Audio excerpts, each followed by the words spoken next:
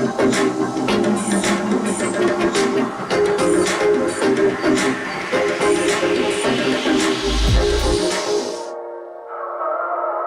mic'd up with Mikie Mahtook. Got the boys in. I got Lloyd.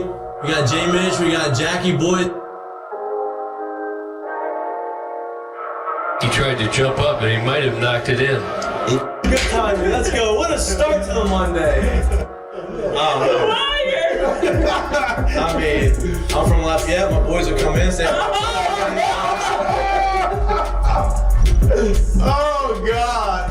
So me and Joe on the ground, I got Joe in the headlock. And he's sitting there, he's punching me in the stomach, like, punching me. Here, is everyone sitting around? Who here thinks Chico can practice today after having 5 full beers? And he goes, Chad Jones, right? Chad's doing the team 6 minutes. For 7 minutes, right? Chad's like, no, man, I don't think Chico can practice today. And I was like, I look back and I'm like, Jesus Christ. I saw you there. You're more fucked up than me. On the spirit plane had some issues, I think. She was sleep farting.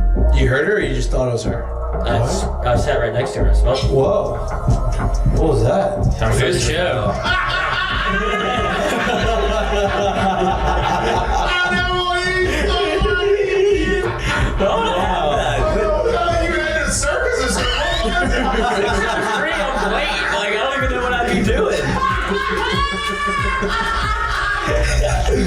Now, when you do go to spring training, are you going to bring your chinchilla and your turtle? My dad tell you about it? The SEC is, God, they hate fat people. I mean, I get crushed for that. You know what I mean? It's like, come on, man. Hey, just the South, bro. You got a bunch of food down here. Like they should. Players, look at Lloyd. You know what, Lloyd? You're looking for a recruiting coordinator, coach. I'm here.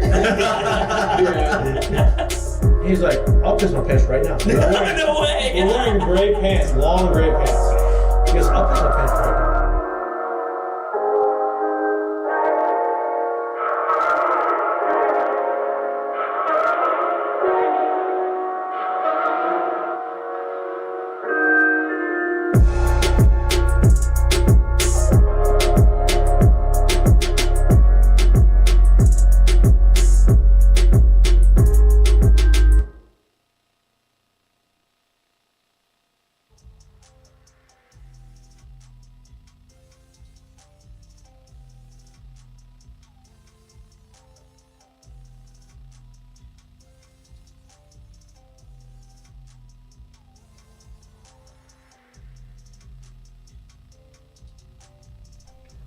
Hello.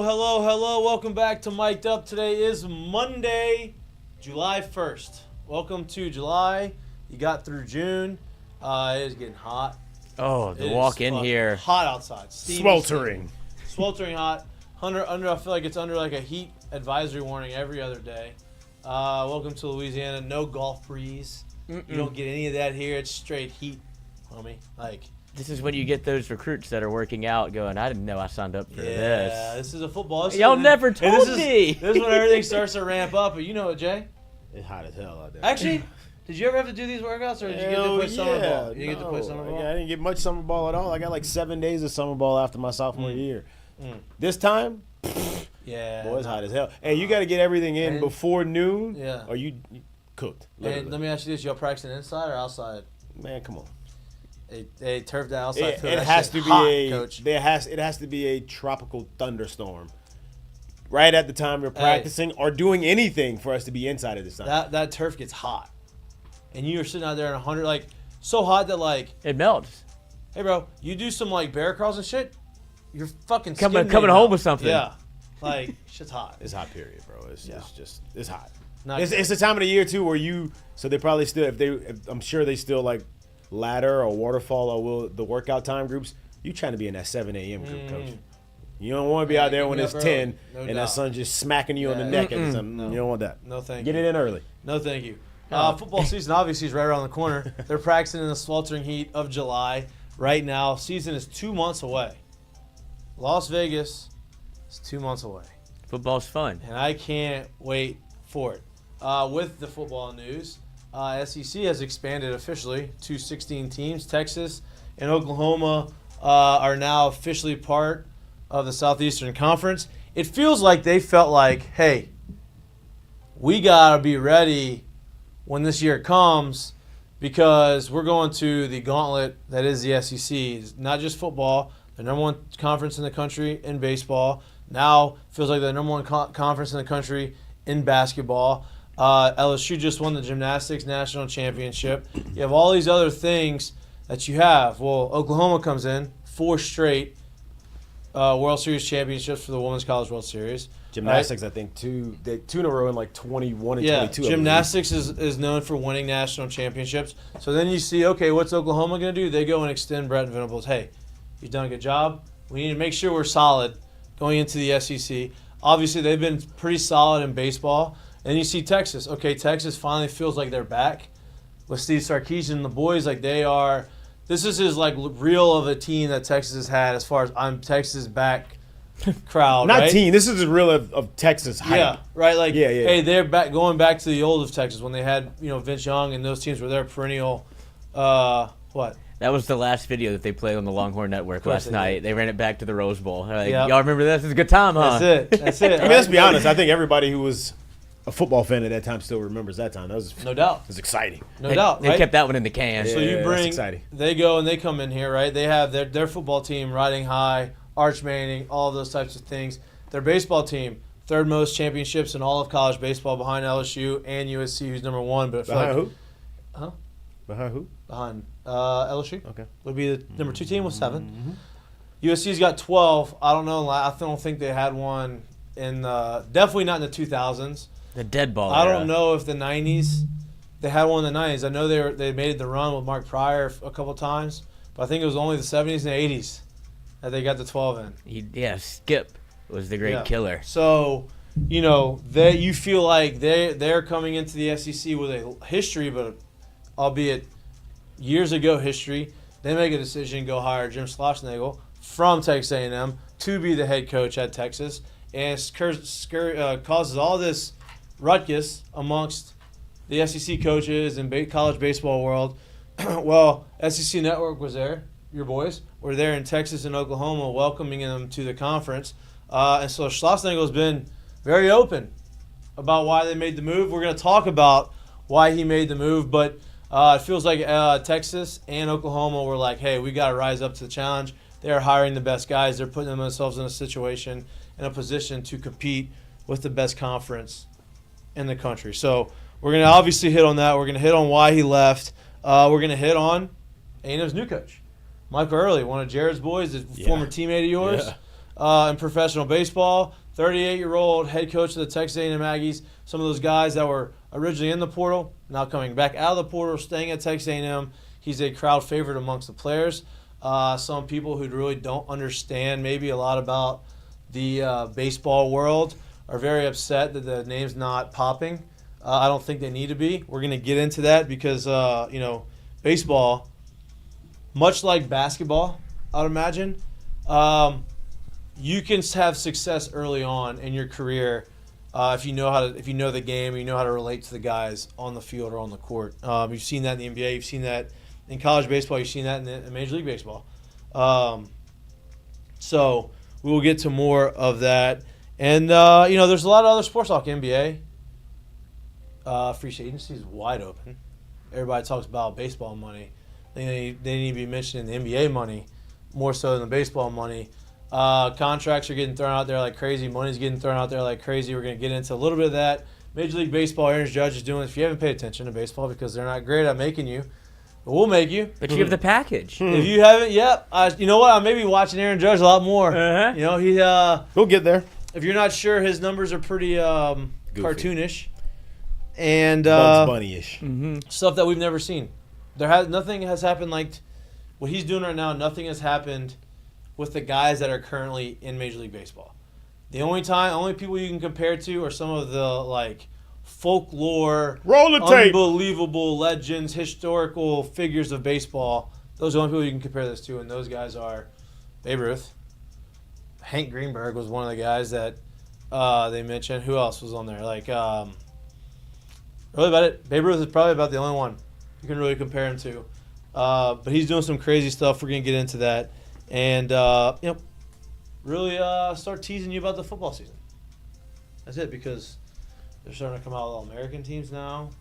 Harold Perkins and Will Campbell are on the Walter Camp preseason. I guess they are Walter Camp preseason All-Americans. Excited to see what happens.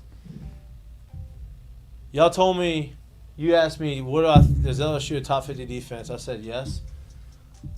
I did the Mikey thing the other day and was talking with my brother-in-law, Andrew. Oh boy. And we started going back and forth. Y'all two going back and forth. I think I may have convinced myself that LSU is going to have a top 25 defense this year. Oh boy. Mason Taylor, 1,000-yard-a-year incoming. Yeah, I'm not saying that this time. But Harold Perkins Heisman? I think a top 25 defense is a little bit more realistic than 1,000 yards from a tight end. We're making progress. We're making progress. You agree? Now, I'll never say, oh, yeah, that's my pick. I think top 50 is a safe number. That's a great over-under by you. You're very good at those. But I'm just saying, the optimist came out in you. Optimist Mikey was talking it through. You want to tell us why you got there? Like, how did you get there? Alcohol. No, because no stats, nothing. no roster. So we were talking about the Liquid roster. courage. We were talking about like who they have coming back, and obviously they're not great on the defensive line, all that kind of stuff. And then I start to like talk about who's coming back. Well, the coaching staff, and thinking about, all right, like how far does believing in like having a coaching staff that makes you believe in that you're good at something, and like making sure you're in the right position, and like coaching them up, right? And I'm like, I think that for sure is a top 50, but then you mix that in with like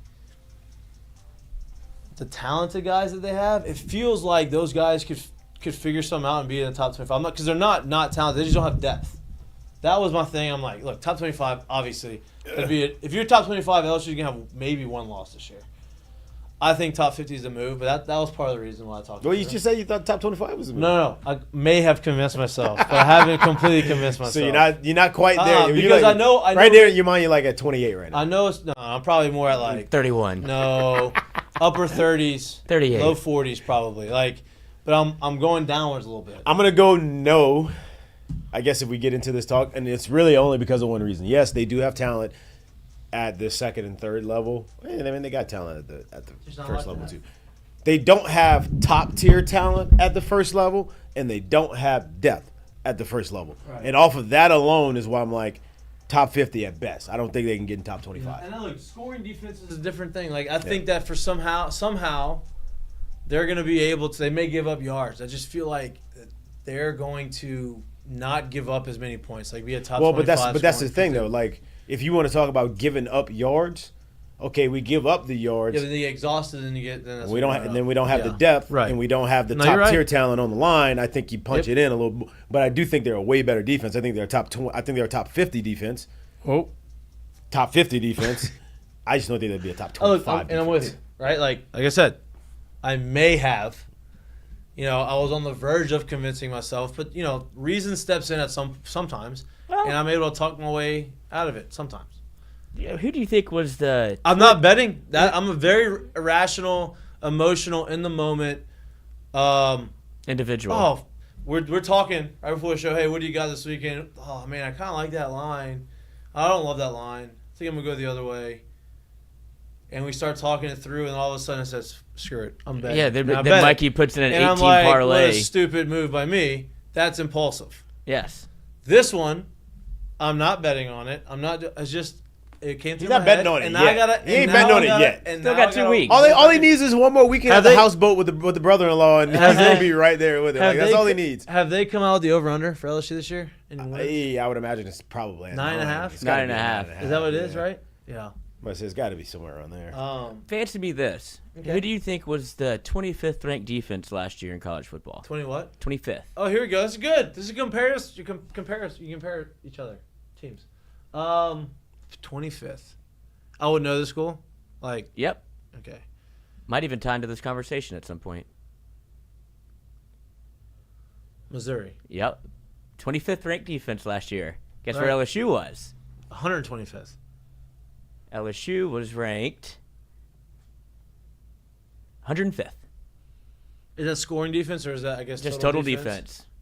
Yeah. And so if you can make the leap, it doesn't have to be top 25, but if you bring in the defensive coordinator of the 25th ranked defense to take over the 105th ranked defense, you don't have Can he split it in half? Right. And he just get right Right. down the Look, middle. and I think top 50, but that's even, look, now you're, see, downhill a little bit more because He'll be there by the end of the show. He'll be sitting at that is 25. 25. Okay, He'll well be then there. you convince me. I mean, I'm to not. me- I already told you. I don't think they're going to be there. To me, like that tells me, like, okay, this is possible. What were they the year before?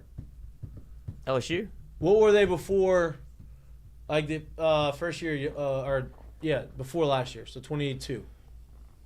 Well, hold on. This is just me looking it I up. thought you had like the numbers. No, I'm on 2022. Is that what you wanted Yeah. for LSU? And Missouri. No, Missouri.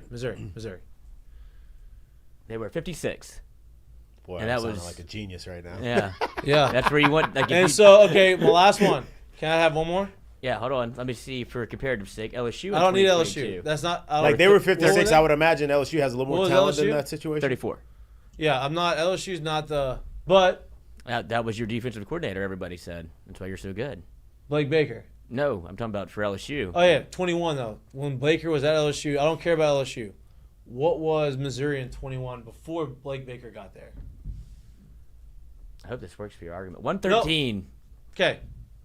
It actually works for both of our arguments. Yeah. More for his, but like the point is, hey, we went from 115 to 56 to 25 in this third year, right? That's at Missouri. LSU, you'd imagine, has probably better talent, top to bottom, even though, albeit maybe not a lot of depth. The gap's probably closed a little bit, but Yeah. they've done a good job there in Missouri, so the gap's probably closed a little bit. So, 105 last year, top 50, no doubt, right? Top 25 would be a stretch. But But he's a stretch done. guy. So He is.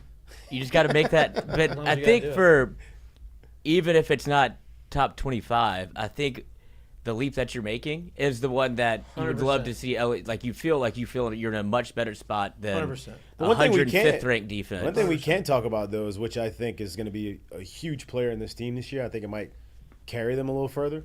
They might have the top offensive line in the country, especially led by Will Campbell and Emory Right. Jones. Like, they do have that, they were right? technically voted number one offensive line in the country. as they should have been. As they Right. should have been. Right.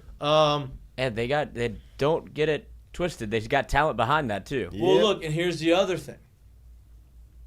Right? And this is amazing. We had our plan was not to talk about this until later on in the show. No, but we're here now. It's just the SEC conversation. Here's the other thing. And I'm not obviously not one of the ones saying, man, our offense was too good, it hurt our defense. Not what I'm saying, by any means. But our offense was so good that they would score quickly, right? And so the depth would get worn out. Whether the depth got worn out or not, they were still getting run up and down the field. So, but the depth would get worn down, and then at the end of the game, they weren't as good as they needed to be. So, new offense-ish, right? Talented, going to look a little different. Probably going to put up a bunch of points, but they may not score in 3 or 4 plays like they did this past year. Yeah. Which also Yeah. allows them to get a little more. Look, No. There's a huge argument for that conversation. Like when you do have a offense that is able to score at the clip that they were able to do it last year, I don't care if you know anything about football. If you keep putting a defense out there, and then if you even sometimes even when you're playing with a lead, like the teams that they beat bad, the teams that they played well against, you play softer because you're allowing them to do whatever because you know they're going to end up having to throw it. So like there is an argument to some of those defensive stats went into the fact that the offense was as prolific as it was, but we did have a bad defense last year, right? Which we all know. There's no disagreeing of that, but I would expect the offense to come down just a step. Like if they come down just a step, maybe the best offense. right? If that offense comes down just a step and the defense is just a little bit better, you're not putting them out there as much. You're playing in tighter games. It's just.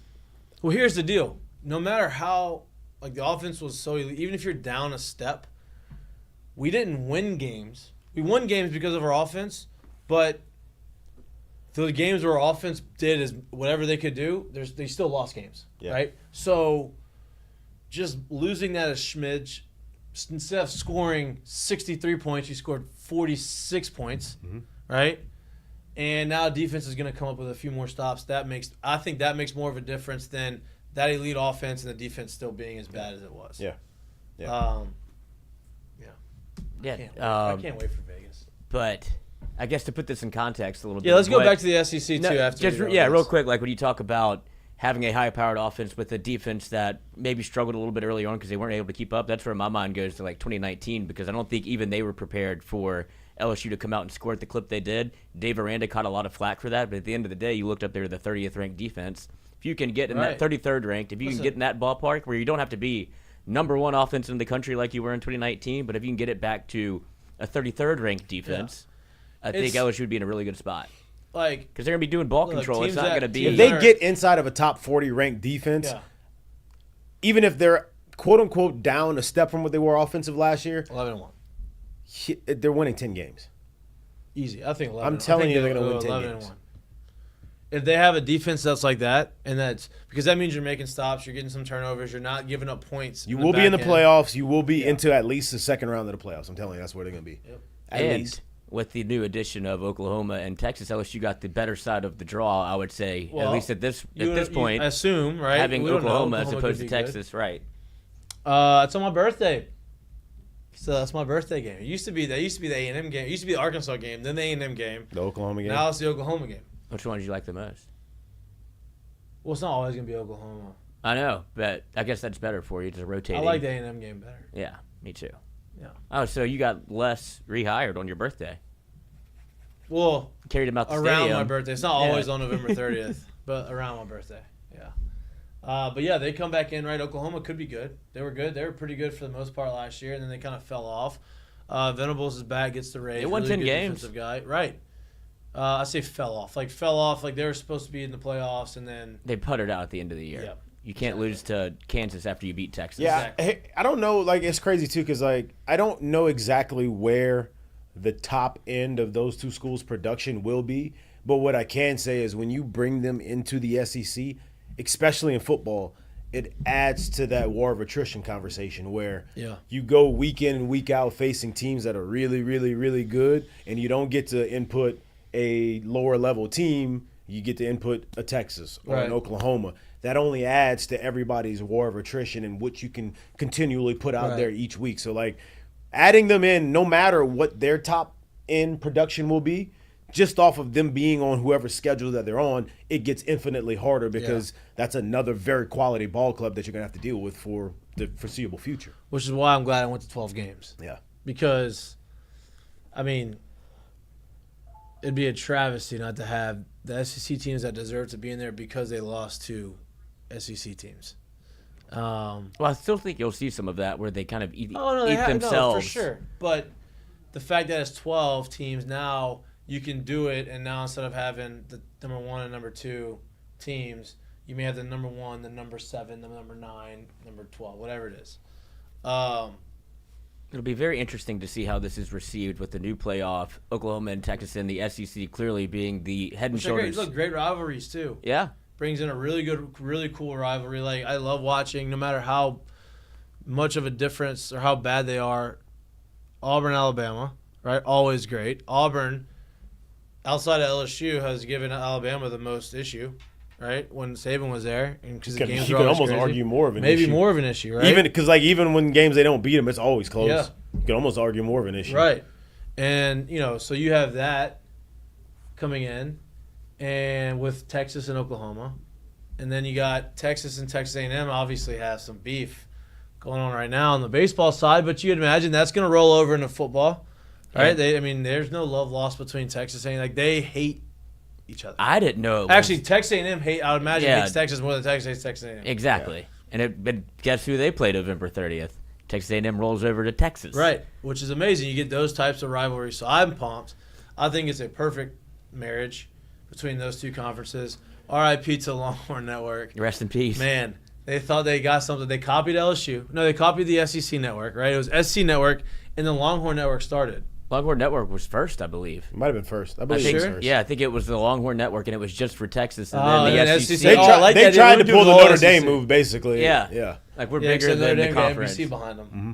And then SEC was like, why don't we have a network except for all of our teams? And not only did they get that, but ESPN picked up the SEC network and Longhorn Network, so you could watch Longhorn Network on ESPN Plus, but then you're getting crushed by SD Network. Yeah, where they didn't exactly. And so now Texas, who it was kind of their idea, looks around and goes, "Why don't we go and get everything that the SEC now has to offer with our brand and see if that would be the perfect marriage?" Because what they've done, and I think you alluded to this in the headlines a little bit, like they've been quietly waiting for this, waiting for this move to happen. Yeah. You saw what they did, or what they tried to do in basketball with Chris Beard. Like that was a home run hire, somebody that just was seconds away from winning a national championship in basketball. Obviously, that whole thing kind of implodes. Yeah, had some issues. Yeah, had some issues, but they still went out and made the best hire they could at the time. Right. And so they were set up in basketball. Yeah. You saw them make the move for Sarkisian in Texas, and now they have Quinn Ewers and Arch, so they're set up for at least being a product that people are going to want to watch. Like, I don't know. You'll see if Sarkisian can keep this thing together and keep the wheels on and they make another playoff run.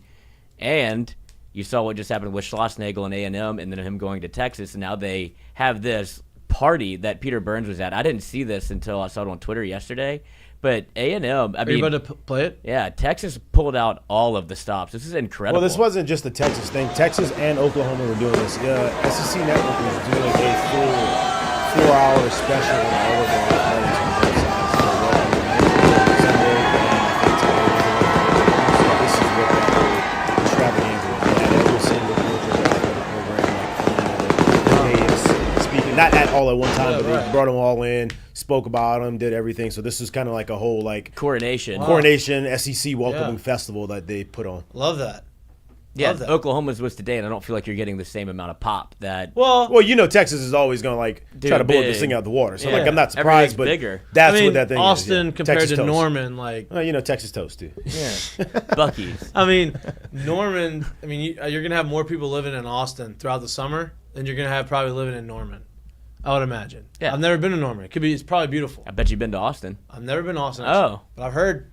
I don't hear people coming back from Norman, Oklahoma and say, "Man, you got to go check out Norman, Oklahoma." I don't even know if anybody visited Norman. It's a college town, I think. But I hear people come back from Austin like, dude, you got to move there. I mean, Austin, dude, Austin's I mean, you got to think about it. I think if you think about it now, yeah, it was. And if you think about it now, it is the only SEC city, technically SEC city, that's a top 10 populated city in the country. So, it's a huge market to get into for the SEC, and it's only gonna add nothing but greatness to the conference, honestly. But yeah, they put on a show, and they should, right? It's they're must see TV, especially with the teams that they got, and just everybody wanting to beat them, which is awesome for the conference. Two home run additions, and I can't wait to watch it. Well, I didn't know. Yes. What don't you know? That the blood was so bad between whether it be A&M hating Texas or Texas hating Texas A&M. I didn't know that it was to this degree. I guess, no, it's always been this. Right, but I wasn't around for it. Yeah, it's crazy. Yeah, which it's arguably now probably the biggest rivalry in the conference, honestly. That's how big that rivalry is. Yeah. What do you think this move with Texas does anything for LSU? It makes your life much more difficult. Yeah. Recruiting wise. Yeah. This is when you thought you caught a break with Nick Saban leaving and you could rebuild your football program without. So you think Texas can't come in and do what Saban did over there? Take over for what Alabama was? I think that. You don't know if Alabama's not still that. It's got all the makings of somebody else coming in and being a huge player, right? You got Sarkisian, who was a former assistant of Nick Saban, who's seen that whole program go. Yeah. To be able to go to Texas with all the resources and everything they have there. It's got all the makings of being something that could be a huge player, but you said it perfect. You enter, what's his name at DeBoer. Alabama. You enter Kalen DeBoer now. You still have Nick Saban in the building kind of helping out, doing some stuff and making the transition easy. We don't know that thing's going anywhere right now. Right. So, we reserve a little bit of that. Yeah, we don't know that thing's going anywhere. Let's not throw a parade and say they're gone and Saban's out. Whoa. This guy just did great. Yeah, he didn't even leave the office. He brought Washington to the national championship game. Then he comes over here, and the guy who y'all Boogeyman, legend, now is still around. So don't do this. This guy knows what he's doing. He can coach. Still Alabama. You still got Saban hanging around. You still got all the resources that Saban helped you get. It's not Let's dead. pump the brakes on there's an 8-4 season. Whoa. I expect them to win double-digit games. And I feel like a lot of the narrative. You should too. Yeah, a lot of the narrative was, oh, it's just Nick Saban built it. Yeah, Nick Saban built it. Just because he isn't the head coach anymore doesn't mean he didn't build a hell of a building. Like, that thing's going to be structurally sound for a while. No I doubt. mean, look at what he did for Les. No doubt. And Kalen DeBoer would run circles around Les Miles coaching. Yeah. But my bigger point was Texas in the recruiting aspect for football, because LSU would go in there and kind of they would have the pick of who they kind of wanted to get. They would swing and miss a lot, and LSU would go and just grab Jamal Adams, and it's like, okay, you can go get kind of whoever K'Lavon Chaisson. I don't think it's just that part of the conversation for me isn't just Texas. It's Texas and Oklahoma in the sense of, I think for years those Texas kids, doesn't matter what corner of Texas you're from, you always were getting poached. The ones that came this way got poached and sold off of come play in the SEC. It's the biggest conference Right. ever. And then And look at Texas. and hasn't that's done what they anything. did. Yeah. Texas hadn't done anything. That's what they did. Anybody in the SEC is no longer can have that as a recruiting tool Right. anymore because both of those schools are in the Right. SEC. So I think it makes your life infinitely harder adding those two in because you can't use that, and that was a huge recruiting tool. You can't use that anymore. Well, that was almost like the trump card when you couldn't necessarily match them for NIL money, right? Or anything. Like, right, Their like- love for Texas, their So, NIL like- money, whatever it could Yeah. be. You want to develop, you want to go to the next level? No doubt. Come to the SEC. No doubt, right? And so, and that's the other thing is like, look, even if those guys have deep pockets with NIL, and you came into a guy's thing and said, listen, we can give you just a little bit less than that, but you're coming into the premier conference, Playing against the best in talent, America. eyeballs on and now you. you go there and say, now everybody's here. Give me as much money as you can give me or move on, right? And so that, Texas put themselves, I think, in that advantage. So, yeah, I think it's going to be I think what's more important than going into Texas and bringing people out is putting up a border around Louisiana, not letting Arch Manning be a guy who says, okay, but to me, he's an outlier because all the Mannings left, right? So, like, you never really expected him to stay in state, but you got to keep those guys here. I think Texas. Texas starts coming here, taking guys out from New Iberia, Louisiana. Get your boys right down there. I think Texas figured it out. If you can't beat them, join them. And as far as for what they've taken out of the state, we'll let that unfold and see where it goes and how that goes. But the one they got for sure right now is a very good one. Yeah. The one that we recently just lost in commitment, if you will. But LSU's still a top three there. Who knows where you can go and what can happen there. But like I said, we'll let all of that play out. But yeah, bro, like I said, if you can't beat them, join them. It's been tough for them trying to beat people in the SEC. Okay, we're coming there too now. We'll play on your level. Yeah, and Oklahoma is the biggest winner in this because you had to add another team and you have the rivalry with Texas. Like, we'll take Oklahoma too. Yeah. And then the biggest loser, I would say, is probably what it feels like now is A&M. Well, because without this move, I don't know if Schlossnagle would go to Texas just Maybe. to go. I think the biggest loser in this one is probably like a TCU, man. That team was they were on the up and coming, and they got to play teams like that a lot, and they're not really going to be on the schedule as much as before. Yeah. So who's validating their wins and when they're good now? Yeah. No, look, I don't think A&M got the short end of the stick. I think that, they've dealt with this for a long time. But I don't think that's why Schlossnagle left to go to Texas. Like, Yeah, there's some whispers. there's a lot of other reasons, right? He obviously him and Trev Albert. Marvin Albert would be awesome. Yeah, Trev Alberts. Him and Trev Alberts obviously it's in CII. He's been very vocal. He being Schlossnagle has been very vocal as to why he left. Right. He said he didn't feel like the same job. Trev Alberts they really just butted heads. So I'm proud of Schloss for finally finding the right angle. And look, to take. I'm glad he's doing it. I'm glad he's being honest about it. Well, so say, right? So I think that's why he left.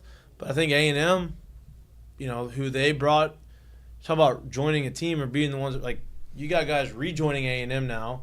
Now that A&M came out and hired their coach, Michael Earley is young dude, very, very, very smart guy. Loves baseball, loves teaching these kids, played it at a high level, and it's evident how much these guys like him. And it's not just like, oh, let's hire him and because the fans or the players love him, like Coach O or whoever. This is a little different because if you get these guys to believe in you, right, buy into your message and buy into what you're saying, he's teaching good baseball. So the hard part is getting these young guys who aren't that far away from him in age and believing in him, and he's done that. I would say this, dude. If you want to have a measuring stick on what kind of coach and what kind of guy Michael Earley is, we're not talking about, and I mean nothing by it, I'm just calling a spade a spade. We're not talking about a bottom of the barrel Missouri team that's looking for a head coach and they pull in Michael Earley. We're talking about the national runner-up, fresh off of being the national runner-up, saying, hey, we're going to hire a first-time under 40 head coach to be the head coach here. And, oh, by the way, every single guy that's played for him and that's been in his program and been around him, they all love him and they want to play for him.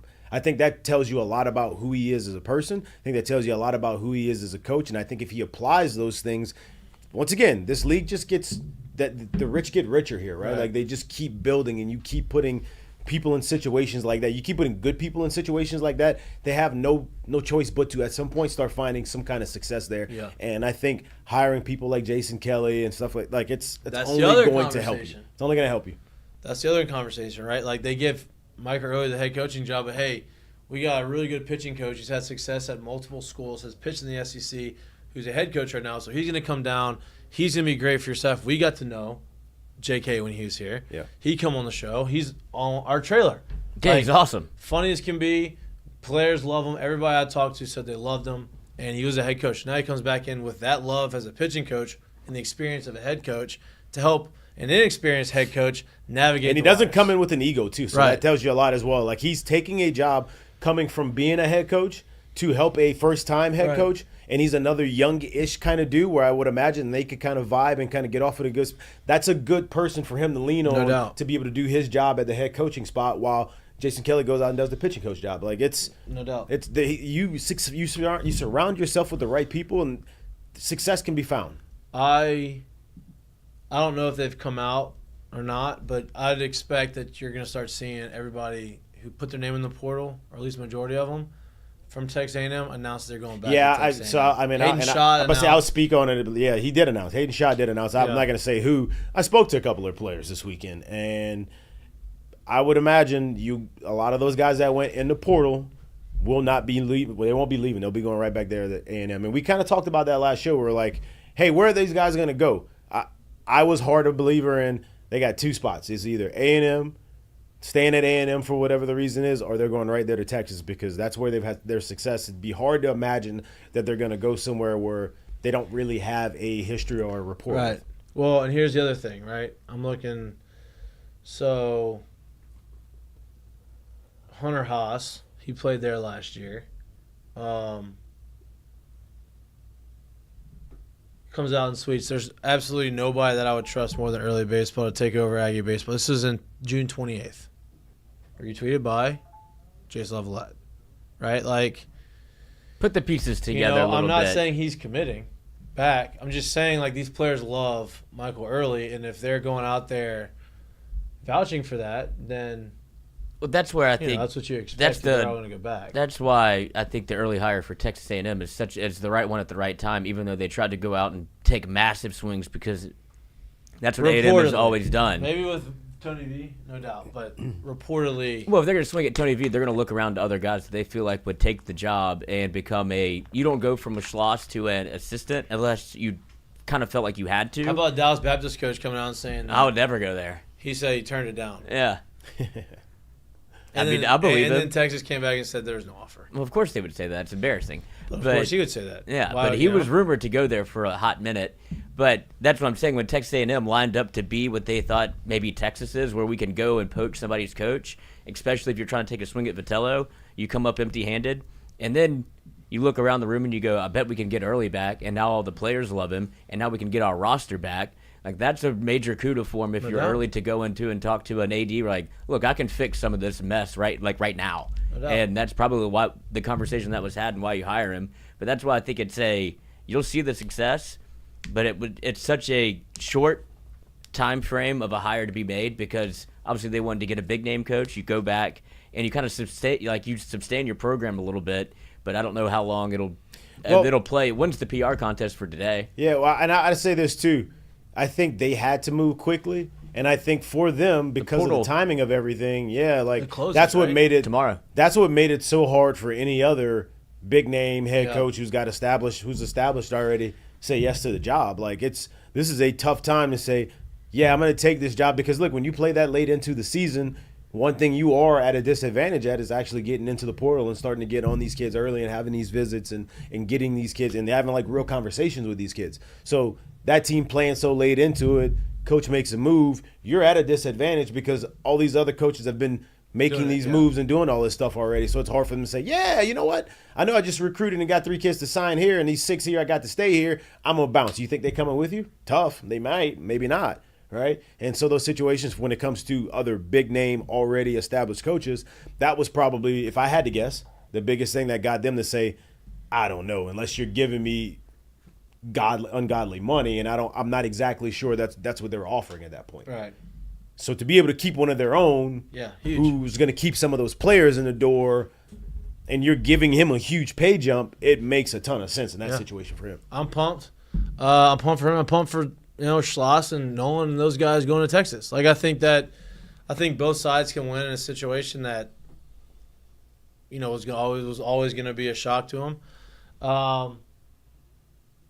We'll see though. If they bring those guys back, they're going to have a strong roster. Well, and that's where you get to the LSU part of this is those are names that obviously people had circled that like, okay, this is where LSU could go and poach some guys. I don't think it was ever going to happen. That's what we're trying to tell y'all. Like, don't get last week people were talking about, we're getting this person, getting that person. It's like, hold on, relationships matter. Yeah, let's not. I don't think they're going anywhere but Texas. And this before Earley got the job. Now, obviously, that throws a wrench in it and says, okay, now they're going to stay with that guy because there's some familiarity, like Jared was saying. So I don't think that. At least we were trying to tell y'all that was never going to be a thing. Yeah, now you look at, I guess, the recent news for LSU baseball where you have Brady Neal sign out of the portal. Yeah, going to Alabama. Paxton Kling. Interesting. Paxton Kling, Penn State, going back Aiden home. Moffitt. Texas. Moffitt going to Texas, right? That's the one that I think out of all of them has the most potential to hurt you. That one, and we'll see where Cam Johnson ends up landing. But if he lands, I think Oklahoma. He went to Oklahoma. Okay, so that's another one. I think if those two arms start finding the strike zone with regularity, right, watch out. Yeah. So that's the other thing, right? Like, and Brady Neal probably the one that'll hurt you the most with the most recent that will impact you, the one that you're going to see and be like, it impacts what you thought you had going into the year. Mm-hmm. Like that was somebody you could have probably penciled in for 30-plus starts next year. I'm not going to sit here and say we were going to pencil Cam Johnson in for 10 starts and pencil Aiden Moffitt in for 30 appearances out of the pen yet, right? Like I'm not willing to say that. So when you looked at what your returning roster would have been next year, that's the one where you're like, oof, that's a lot of at-bats I know I'm going to have to fill somewhere else. Yeah. I don't know. So that leads me to think, what are some of, like, obviously now that you didn't get them back, like sometimes people hit the portal, explore, and they come back like you saw with Texas A&M I feel like is a mitigating circumstance. Nobody's coming back. Yeah, that's what I'm saying. You're starting to see it now where if you thought that they were going to get re-recruited or go see what portal money they could get and they didn't get it, like that happens in football all the time. This was a done deal, and now you're seeing where they're signing. I think the guys that left were always like, it wasn't like there was anything that made them leave other than like performance. I don't think it was a money situation for those guys. It was more of a, hey, we want an opportunity to play situation. And so like those guys putting their name in the portal were always they weren't testing the waters. They were always gone. Now, there are a lot of guys still in the portal that LSU is after. A couple of those guys I've already announced. A couple of those guys we can pretty much assume that they're going back. Caden Kent is a name that key people get thrown out. I'd imagine he's going back to A&M. There's a guy from Penn who was the player of the year. His name is Wyatt Hensler, catcher, I believe. Had committed to Texas A&M. He's a grad transfer. He's still going there. Third base. What are the two positions of needs that LSU has to fill? He's either going to go there or going to go to Texas, right? Because Nolan was the one recruiting him, I would imagine, and so he's not coming here. To me, the one that we've been talking about, I think is priority, is Gavin Killen, shortstop from Louisville, right? That's a shortstop. That's a position of need. And then, there are going to be other people that pop out. Zach Root just committed to Arkansas. He's that left-handed pitcher from East Carolina. Right. Matthew Dallas from Tennessee. Transferring from Tennessee. Yeah, is still Right. in the portal. Which that's also we've had that conversation. Like, we haven't been, I guess A&M, South Carolina, but, like, we've never really gotten many guys transferring from SEC here that have really been, like, Dudes. lights out, right? And there's always reasons to transfer. But this team just won a national championship, and kid wants out. Like, Well, I think That that's where you look at counts. very much like an LSU situation where it's like, I'm looking to play. right? True. Because Tennessee had 2 more guys hit the portal today. Because, like I said, it's nut cutting time to put your name in the portal. That's July 2nd, which is tomorrow. And here's the other thing is, like, maybe those guys are good, but maybe the guys that Tony's trying to bring in are better than he thinks those guys are, so that he needs a roster spot. And that, Right. now there's a need, and you come in the SEC. Like, maybe it doesn't mean those guys aren't good, but maybe the guys he thinks that he's bringing in are better. So, yep. That could be And be we got issue. the the big elephant in the room when it comes to the portal and all of this stuff is that's all cool, but you got to remember, especially those top tier teams in the SEC, there is that looming draft date where, especially now more than ever, like those top tier guys, there's way more of a chance of them not actually going in the draft and actually coming to school these days than there ever was before. So you just never know where some of those guys are going to fall as well. Yeah. Yeah, just some The names. drafts. There's some guys that are in the portal that are draft eligible. That's it. So, like, yeah. what's that? I said just some names to keep some eyes on because I don't think that Jay is done in the portal. No, he's not. Yeah. You lose. So he's going to go get more lefties. You lost Lure. Yeah. Right. He put his name in the portal. I think it was yesterday. So yeah, he's going after some depth pieces too. What were you gonna say? No, that's what I was wondering because I'm trying to put like the roster together in my head and who was on. Obviously, you know who left, but I'm just trying to think of who was on the roster that you would see that you don't need to go portal for, or is it freshmen? Could Wait, be freshman. what do you mean? Like, it felt like going into this that LSU was going to fill these positions that left, whether it be through the draft or basically through the draft. Right. But giving them opportunities through the portal, and that's how you're going to build your roster up. But now, when you start looking around, like some of those big names that you had circled aren't on the docket, Right. And then you had the A&M situation with Texas, and then that's not on the docket, and now Texas becomes a player. And so I was just interested to see if there was already people on the roster that LSU likes, or they're still out there hunting for people that we haven't even seen I think yet. both. I think both. I think a little bit of both. Right. I think that's. When do like, you have to declare for the draft? There's no declarations. So you won't know until after the draft you don't happens? know Yeah, you don't unless they say I'm not. Unless they say I'm just taking my name out of the draft. You don't have to declare for the Major League Baseball draft. Everybody who's eligible is eligible to get drafted. No, I guess technically you could, but like no. But like anybody who is a senior in high school through JUCO or draft eligible in college is in the draft. And if team drafts you and you negotiate and you say no, you can go back. Right? Like there's no I've submitted my name in the draft, I can't withdraw it. Right. None of that. Now that's how you get the haggling with like That's the why you signing got money. Well, that's why you got leverage too. Yeah. Like in every other sport, you don't have leverage because you got to enter or not be entered. Like one Right. of the two. Well, Baseball, and you then- got leverage because if you don't do it, I just leave. I go back. Yeah. And then you Or have if you don't give me what I want, I just go back. Yeah, it's a tough deal because it used to be the deadline used to be August 15th, which crushed college coaches Yeah. because there's no transfer stuff and all that stuff, so you had to figure out. You couldn't go after like literally the top flight guy Yeah. because you were risking having him sign, not having someone else on, and then he gets drafted, and they say we're not going to give him what you want, and there was day before roster school limits. starts, they give him what he wants, and he goes. Yeah. And then now you got nobody to fill a spot. So you there's really couldn't go after top guys. And there are roster limits, so you couldn't just have a bunch of guys just in case and redshirt them like you used to be able to do when Skip was there. You can't do it anymore. So you had to have 35 guys on the roster, and then you had to determine. Okay, there's multiple times where guys I got recruited with or after me were on campus for orientation, and then the draft happens. The signing day happens, and the team comes out of nowhere with a bigger offer, and he signs and goes. Yeah, I think that kind of happened in my situation. I know it kind of happened in my situation where a lot of out-of-state schools saw that, oh, wow, I was this prospect that I was in baseball. even though I played both, they're like, he ain't coming here because he's gonna get drafted. So those teams drop out of recruiting you because we can't recruit you, we can't submit. We can't commit you, and we get you signed, and all of a sudden you don't come, and now we're just shit out of luck. Yeah. So that's kind of the game that it used to be. It's no longer that anymore. And so now they moved the draft up. The deadlines. I think the draft's early. Is it July 15th? And I think the deadline to sign is July 31st, I believe. So that's 2 weeks of negotiating. Because here's the deal: that's all you need. Mm-hmm. You don't need 2 months. Mm-hmm. The draft used to be early June when the World Series was going on, and you would have until August 15th to negotiate. Bro, when I got drafted, they said, "Would you sign for Slot?" I said, "No." He said, "Okay, we'll get back." I didn't get an offer until August. Like, they just wait till the last minute anyway. Yeah, they don't even need to be talking to you right now. You don't need the 2 months. Like, we know we drafted you. We want to negotiate with you. Let's just do it.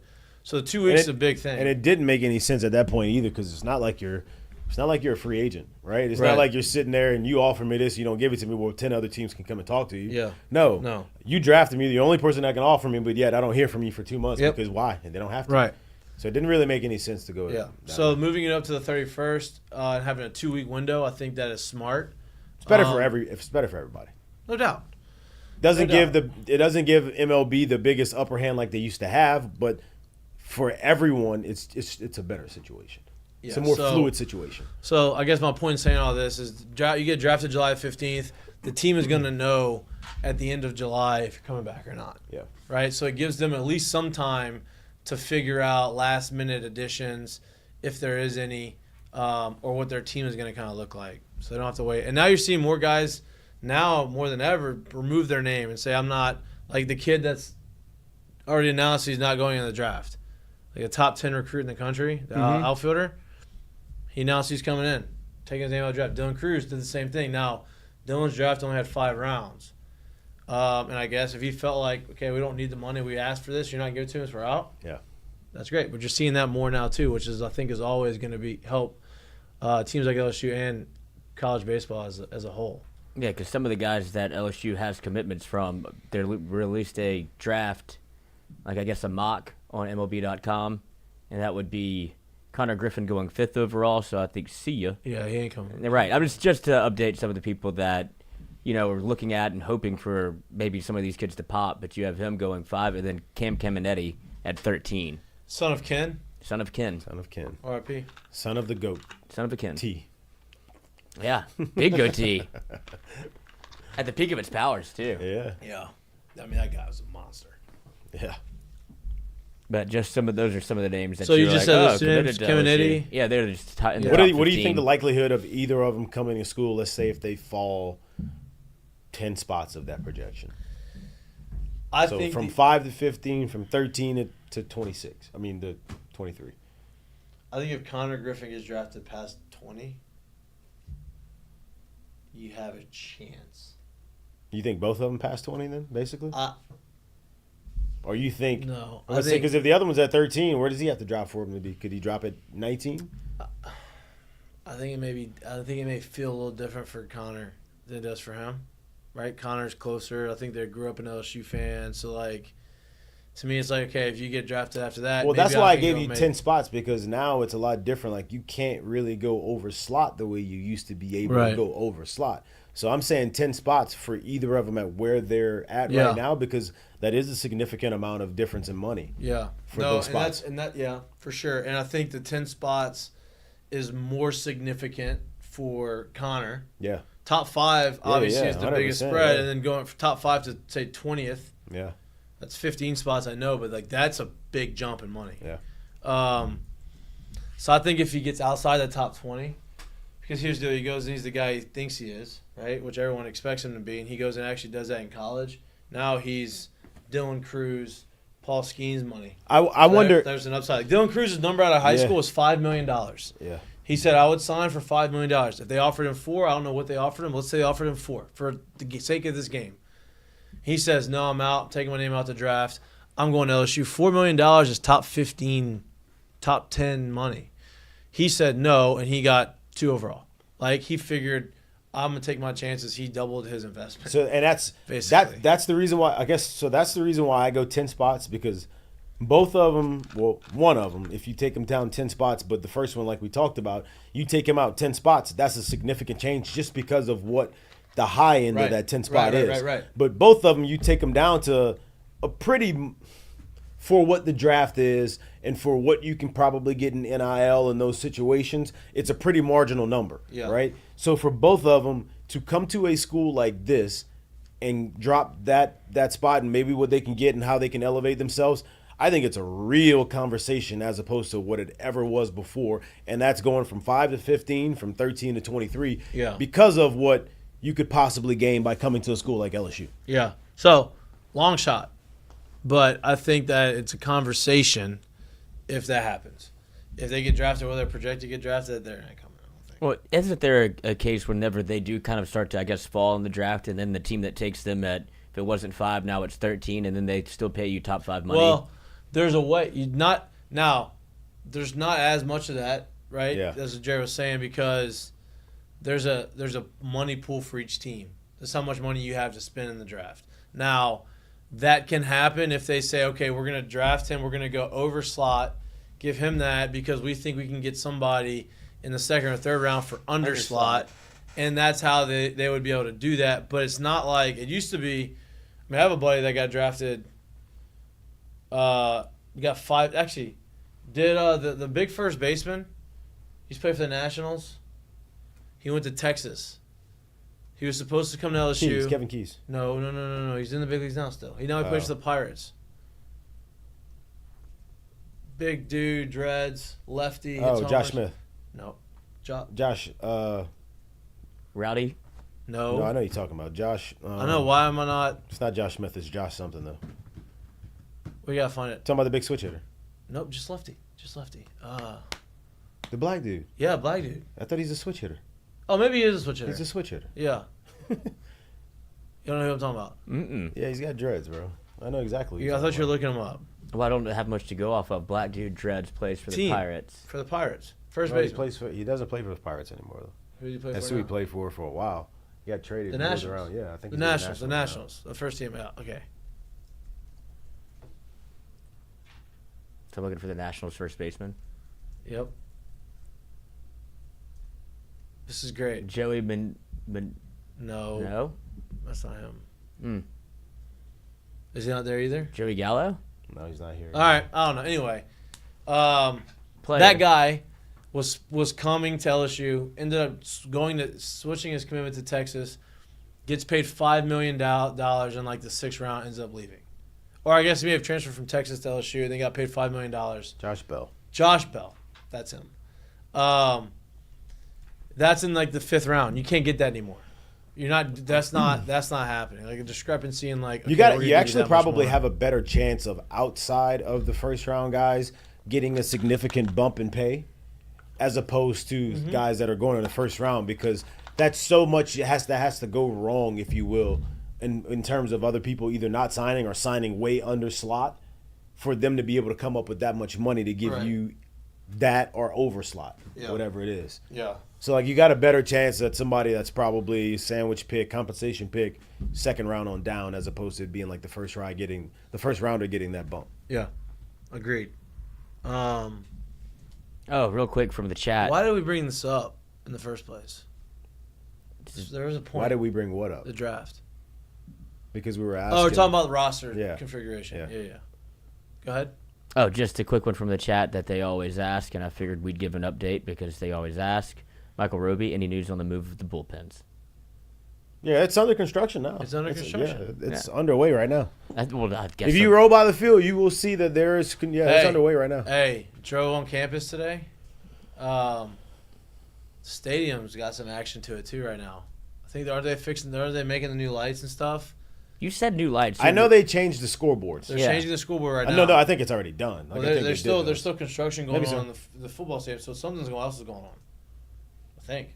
Yeah, they're They're also redoing the whole road. I feel like up top. Might as well. I mean, that should have been done. Yeah, but like up top, like right past, like when you go up the hill to the right, like it's all blocked off. And this could have been happening a long time. I just haven't been on campus. And yeah, what are you Oh, doing you on were like in campus? the heart then.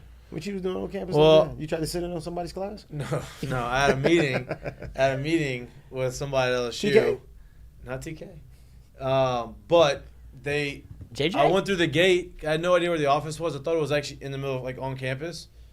And I went through the gate. Why? Because you're not used to being on campus. No, you don't know where the class You don't have is. any of Yeah. that? Exactly. Weird. Exactly. Come to find out, it was I know where the not, football stadium is. But I drove through campus. That's how I saw it. Oh, and you drove through. Wow. Yeah. I said, hey, I got a meeting at this person. At You this had office. that kind of access, huh? And they just let opened you- the gate Wow. from the other side, and I was like, wait. Wow. And then I went all the way through campus, and then I realized, and the GPS like, oh, that's on the other side. Okay. Get out and start hoofing it. Yeah. By the Matherns. Then he So pulled it the was like scooter a- out. a Then he new pulled the building. scooter out of the back of his truck and just relived the old days. Put my backpack on, backwards hat, sweatpants, Put the team LSU sweatpants on and just say, "Let me see how this goes." my slides. Put the tag back on the book sack. Yeah. 8. I think that's Mikie Mahtook. Yeah. I did that just to see what it felt like again. Probably felt great. Felt great. Felt wonderful. Campus is beautiful as always. Good. Between us three, I wonder who went to class the least. I was in class. I was in class. I never missed. Oh. You went to class at least. I was in class all the Definitely. time, bro. I don't know I'll- what you talking about. Oh, yeah. I guarantee you missed way more than both of us combined. Listen to true. me. I enjoyed. enjoyed. I yes. enjoyed my walks to class. I'll just Me put it to too. you like that. You and Trendon. Me too. Well, Sun was always nice and shiny. listen. Mike's Trees always looked out. Good. Yeah, leaves just fall out. I enjoyed Yeah, that it. walk on campus was always. I always wanted to do it, and you get to be around. It was good. Your friends Staying are at out home there. Too, like, you're just taking to home all day. And You know, like, Mikey had people leaving, his friends leaving with his shirt, so he had to, Right. I mean, you it's need to go unbelievable. I collect. had to go get a whole new wardrobe. It's crazy.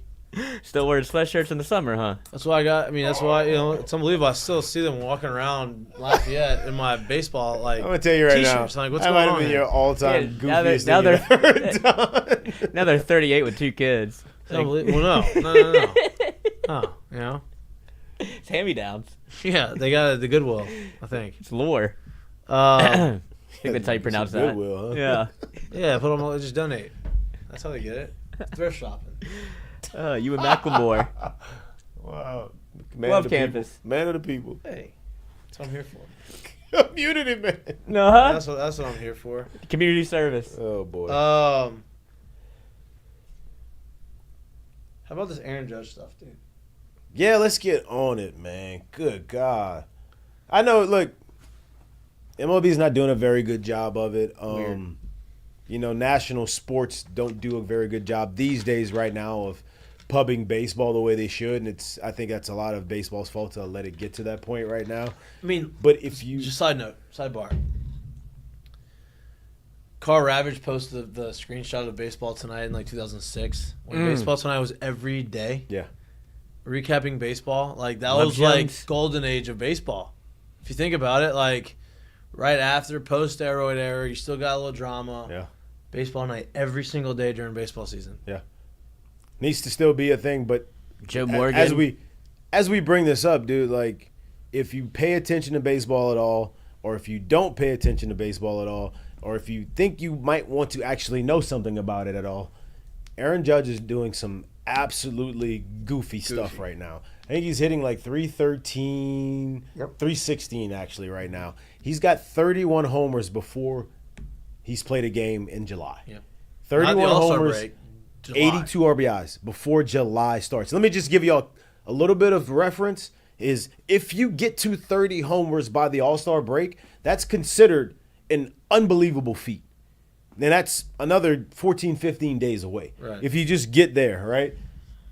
Second in the league right now, I just want to let y'all know, is somebody that's pretty equally like as unbelievable and has had a very strong streak of the last couple years, Shohei Ohtani, right? Y'all know what he's doing right now? He's hitting the same thing as Aaron Judge. It's 316. They're both deadlocked there.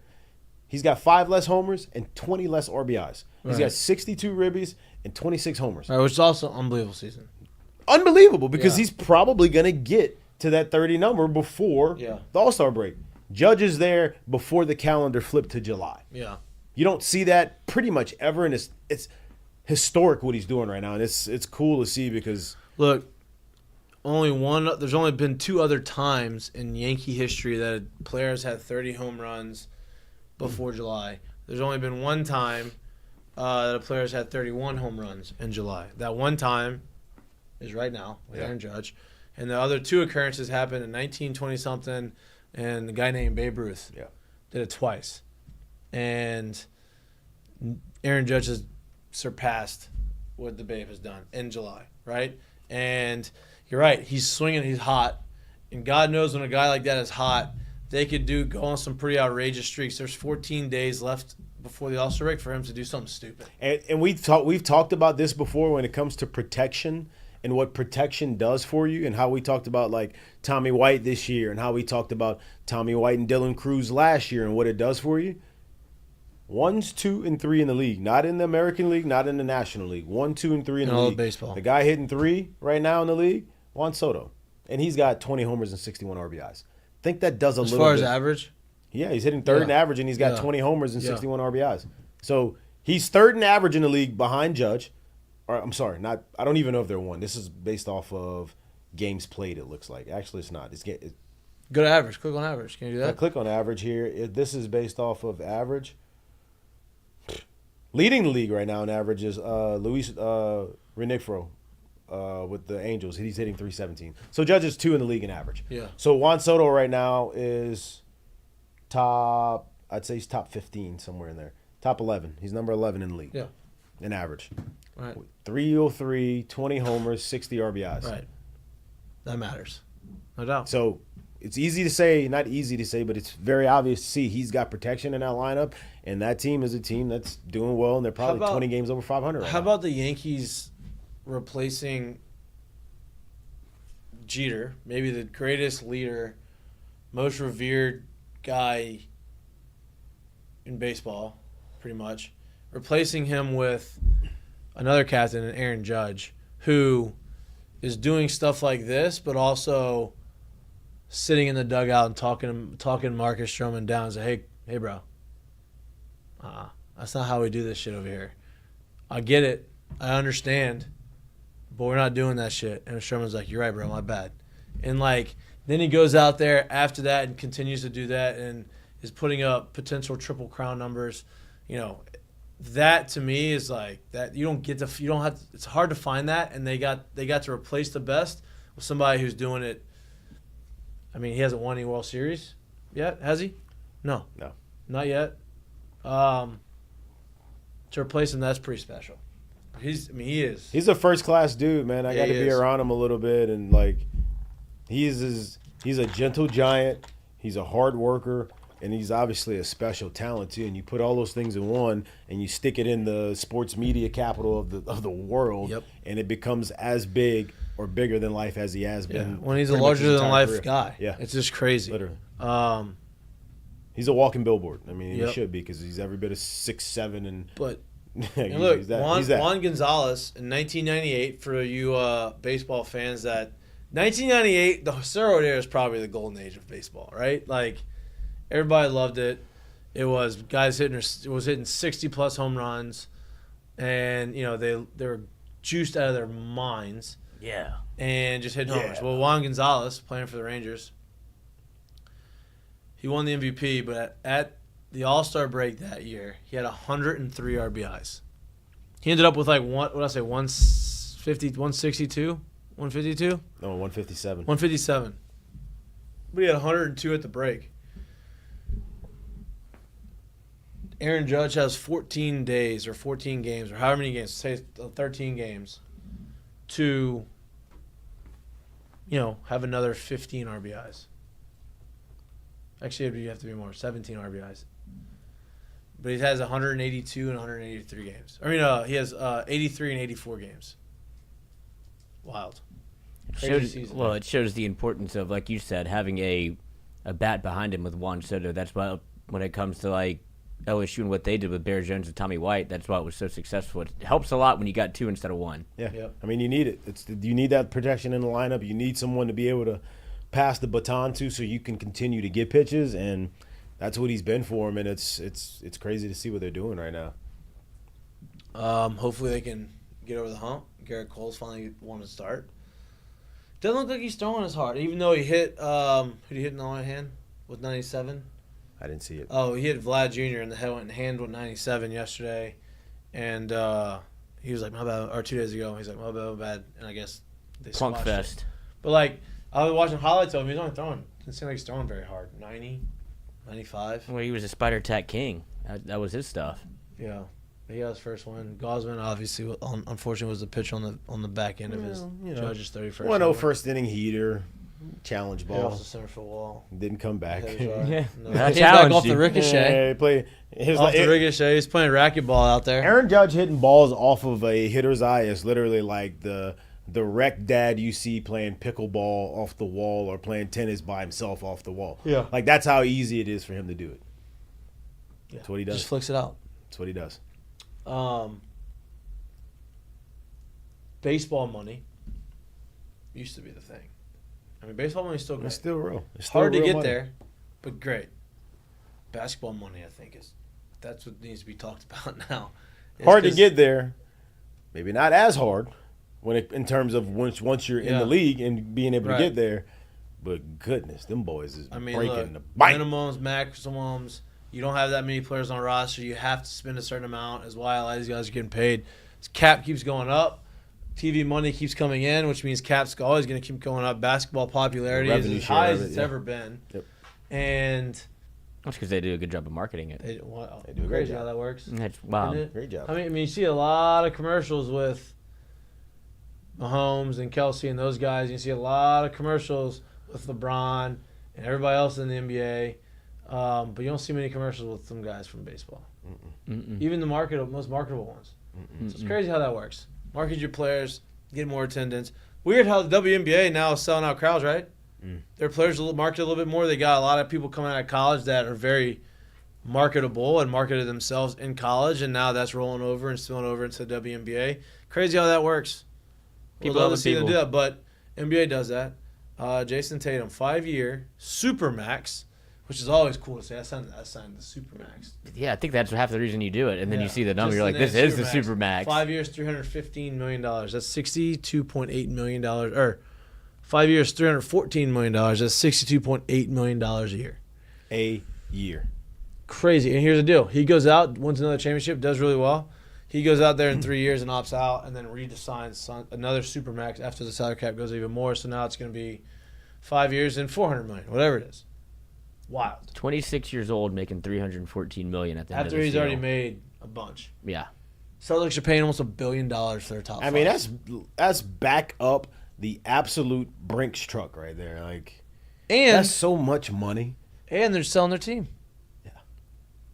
I guess whenever your team is valued at, 22 years ago at $360 million, and in 22 years you grow it from 360 to over $5 billion. I think I'll take that return Yeah, okay.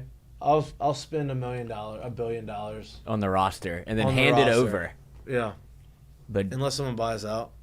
yeah, for $5 billion, the number just went up. You win a championship, new league deal for Perfect TV, timing. and you got all your players paid. It's like you'll have Perfect to. timing. Yeah, you might have to worry about this on the back Hey, end. I told but you I was going to take care of you. It's take my it. last thing I'm going to do, and then I'm out. You know they're in a good spot too because they had already previously paid their top players on the team, and this was the deal that was looming over their head, and it wasn't even going to be. It was without a shadow of a doubt that this deal was getting done, and Yeah. it wasn't going to hurt. However, they constructed this team either. That's when you know you're in a good spot, and they're in a really good spot. Yeah, how are you going to pay everybody? Well, they did. Yeah, easy. I mean, Jaylen Brown's 284. He signed his deal already, right? I think he's still a top 5 deal. I want to say it was is the that a top fresh? deal. Is that a fresh deal? Yeah, it was last year. Yeah. Yeah, last year he signed that deal. That's where they're at right now. yeah, he did 5 years, 285, and they do the Tatum. What was it? 5 years, 313. 314, but Four.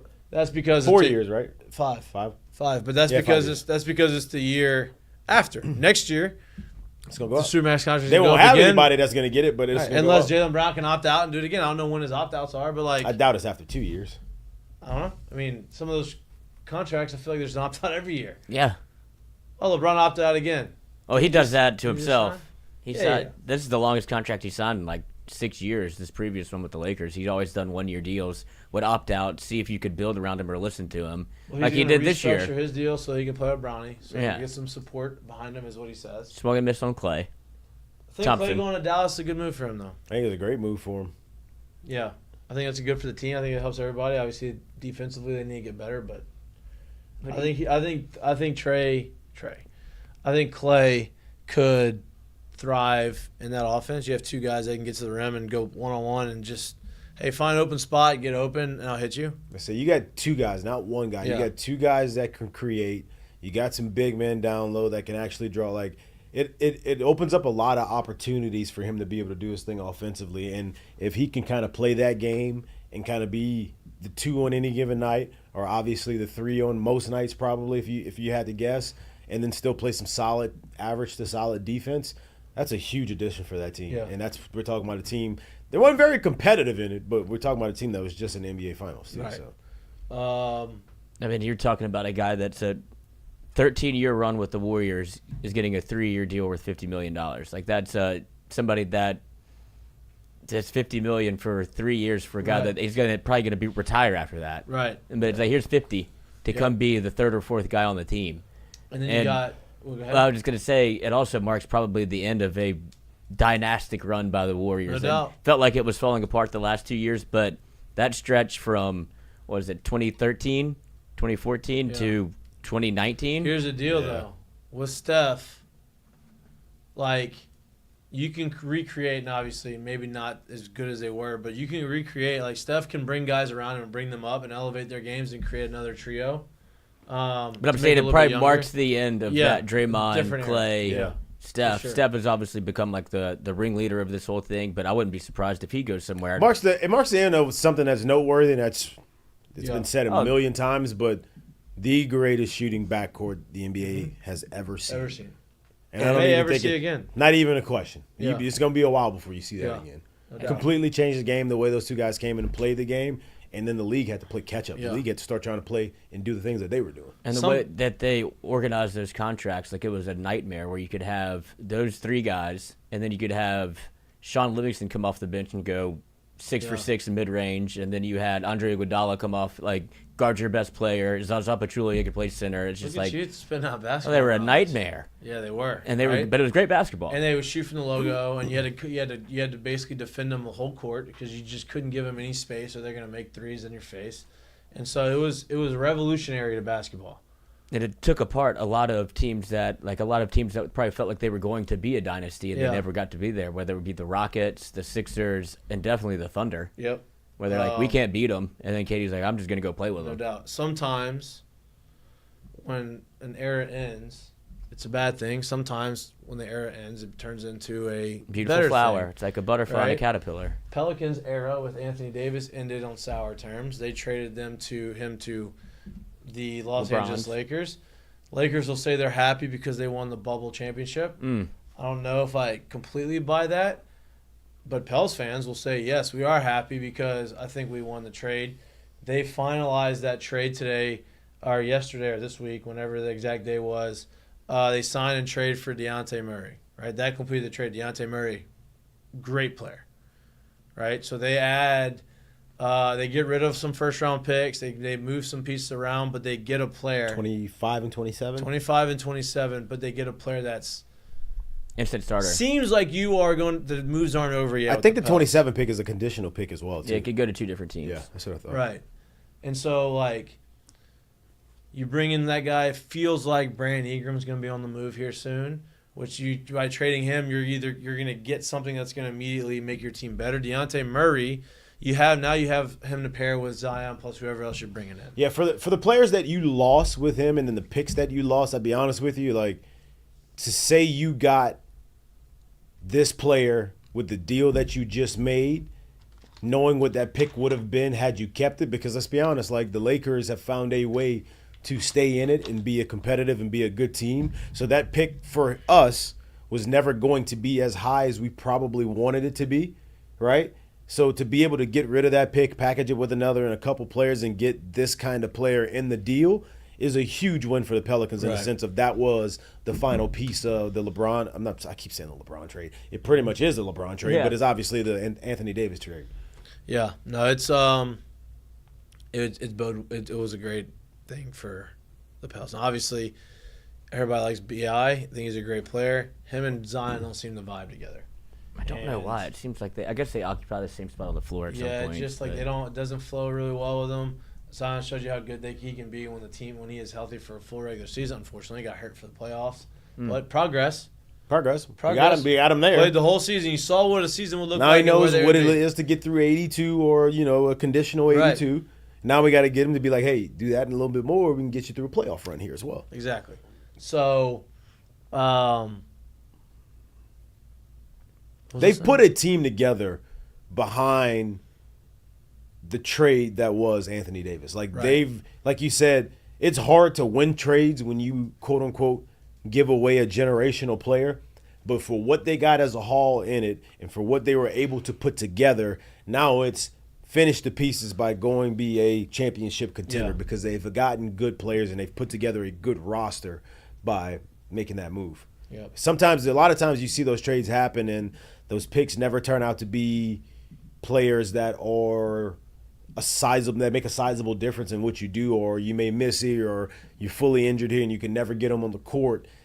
For those picks that they've got in that trade, they've put together a good team. They've done a good job structuring it without giving away their major pieces, right? Like they got away their first rounders. Technically, they're giving away 3 first rounders because Dyson Daniels was their first rounder last year. But they feel like they didn't have to give away Herb Jones. So thank you, LeBron. Or the other guys, right? Thank you, thank you, LeBron. Thanks for that opportunity. Thank you, LeBron. From the Pels, man of the people. Love that. Always gotta be about the people. Who else is the man of the people? Oh, go ahead. Dropped the ball. I haven't dropped it yet. Oh, here it goes. Mm-hmm. The other man of the people. Did we announce that Will Campbell and Emory Jones named 2 of the top 3 tackles in all of college football? I think number 1 and number 3, and like we said, Emory Jones probably is not an All-American, preseason All-American. I think he keeps getting disrespected. Unbelievable. Top 3 tackle, not a preseason All-American. It's crazy. I think Phil Steele came out with his list of he does a thing every year, like the Athlon Sports write-up, and Phil Steele does his write-up. It's like the 2 things you read for college football going into the year. Oh, yeah, that was old. It's old school. I haven't done that in a minute. Yeah, well, now the magazine is $19.99. It's like there's not a naked person in here. I don't know what I'm getting that I couldn't find on the internet. Right. Like old school magazine prices. But those are like the things that you have to read to feel like you know something about college sports back in the day before it's now on the internet. But he put out a 4-team list, like 4th team All-American offensive lineman, and Emory Jones wasn't on that. 4 teams. Like so he's not top I love that though, because that's just going to eat him up and just really drive him to do what he wants to do this year. Hey, I mean, we keep bringing it back here, but it's really that time. That offensive line anchoring what they do offensively, I think has got a good chance. And I think too, if they're able to run the ball a lot better than what they did last year, right? That could also keep that defense off and go ahead and just feed my top 50 prediction, if you will. Love that. Or top 25. Who do you think they bring to SEC Media Days? Did they do that for baseball? No. We didn't. No. Just football. Yeah. I'm pretty sure it's just football. I don't think they do basketball either. Will Campbell, Nussmeier. Yeah, I think that's probably Kyron Lacey too. He'd bring 2 or 3. I think you can bring unless you choose to bring a defensive player as well. They usually bring somebody from both sides of the ball. Yeah. Oh yeah, I guess that's 3 offensive guys. Maybe Harold. That was the conversation. Will, Nuss, probably Harold. I mean, you don't really have another guy on that defense, right? I guess maybe Craig Penn. Yeah, you could bring Greg Penn. Maybe, you know what I mean? So that's a good one. Hey, you're the senior, the vet. Yeah. You're your starter. Bring Greg Penn. That seems like more of what they probably tried. Yeah, the Harold. Maybe Perkins. bring all 4. Yeah, you can bring. I think you bring 4, but Harold would be I think it would cause a bit of a stir as opposed to just playing it safe by bringing those 3 offensive guys. You don't have to worry about anything. If you bring Perkins, you open up the opportunity to be like, what happened with you and the defense last year? And you're like, he doesn't want to answer this. He doesn't talk. They'll prep him for that, and that's probably better anyway. I don't think they're worried about that if they do choose to or choose not to bring him. I don't know. When are media days? Bro, when's what? The media day. Oh. It's coming up soon. You know where it is this year? Nashville. It's July 15th. It is in Dallas. So they're really going headstrong into the SEC. I'll be in Dallas on the 25th. I was like, that'd be cool if they were there when I was there, but no. SEC Media Days start July 15th through the 18th. Why Dallas? They don't have them on the same spot every year.